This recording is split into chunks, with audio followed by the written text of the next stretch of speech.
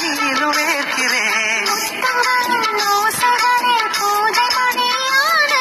சிறுவிரலின் ஈரங்களே தீர்த்தமென்று தோணுதே. காமதேவன் கோயிலில் கடிகாரங்கள் தேவையா?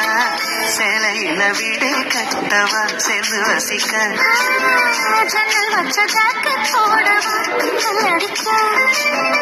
முக்குத்தியின் மின்னல் ஒரு தீபம் ஏற்றி வைத்து போக